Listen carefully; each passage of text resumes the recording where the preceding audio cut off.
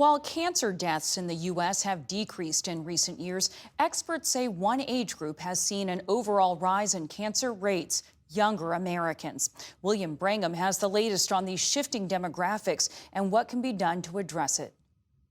They're called early onset cancers, which means cancer among adults under 50, and they are on the rise. A groundbreaking report from the American Cancer Society looked at rates of 34 different kinds of cancer over several decades and found that 17 of them were more prevalent in millennials and Gen Xers. So what is going on here? Dr. Karen Knutson is the CEO of the American Cancer Society. Dr. Knutson, thank you so much for being here. I think the findings in this caught a lot of people by surprise. When you look at the overall study, what stands out most to you? Well, there are some surprises here, but in fact, we've been seeing some early indicators about this rise in cancers at an earlier age over the last several years. Early onset colorectal cancer, I think, was the canary in the coal mine here, where we saw declining incidence in populations in the 65 and above, but rising in those that are 50 and younger. These are ages for which we'd previously not thought about someone being at risk for colorectal cancer. So clearly something is changing. And this new study highlights that with 50%, as you said, of the studies that of the cancers that we looked at on the rise in Gen Xers and millennials as compared to baby boomers. Do we know why this is happening? Because again, the traditional, I'm no oncologist, but the traditional understanding is older people tend to get more cancers. You get cancer as you get older. Why is this happening with younger people? So what that is true, not for all, but for most cancers, age is a risk factor. So that is without question true. But when we look at these cancer rates, they are sometimes 2 to 3 times higher in incidence for the Gen X and millennial population as compared to baby boomers. So when we look at those data, we think that the typical risks are still at play. Obesity, 10 of those 17 cancers are linked to obesity. Lifestyle, so sedentary lifestyle, of course, increases cancer risk alongside an unhealthy diet, lack of fruits, vegetables, grains, fiber, etc. So we know that those typical cancer risks are at play, but there must be something else because these rates are so different as compared to the previous generation, the baby boomers. One of the things we also are concerned about is if you get cancer, whether or not it ends up ending your life. What do we know about cancer death rates?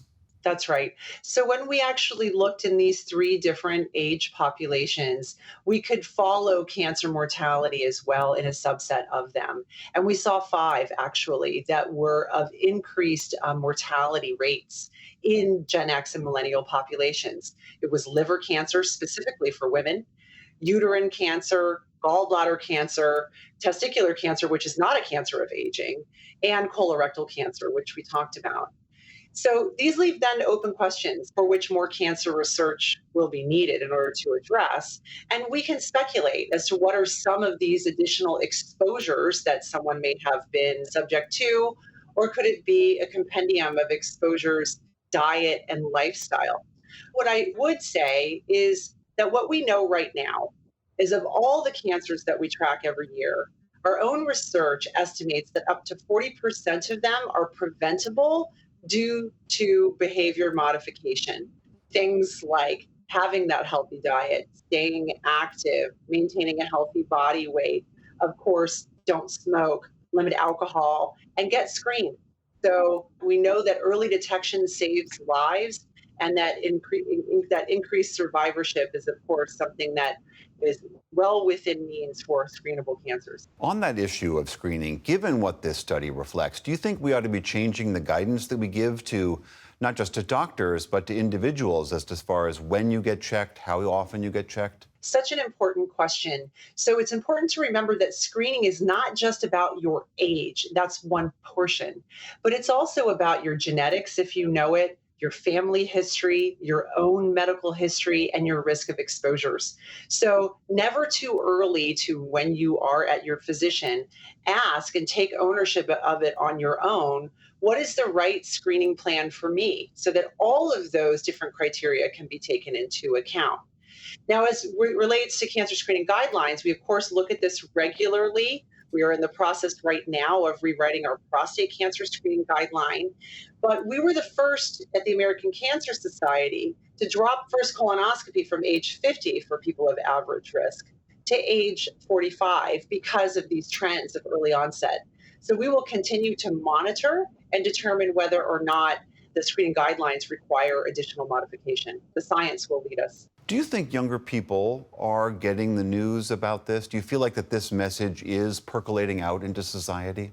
I think that they are, and hearing reports like this can help them take agency over their own health, those prevention behaviors we talked about, have the discussion about screening, but also don't ignore symptoms. So if you're 44 years old and you're experiencing something that seems like it could be associated with colorectal cancer risk, don't wait, be seen, and have that discussion with your physician, even if you're too young to technically have had your first colonoscopy. Don't ignore symptoms. But it's also important to note that on balance, there's good news as well. For cancers overall, since 1991, which was the high watermark for cancer in this country, we have reduced the overall cancer mortality rate by 33%. So there is more hope than ever before, which is altogether more reason to not ignore symptoms, take agency over your own health for prevention, but also having symptoms addressed. I like that there's at least a little bit of good news in that. Dr. Karen Knudsen, CEO of the American Cancer Society, thank you so much for joining us. My pleasure. Thank you for having me.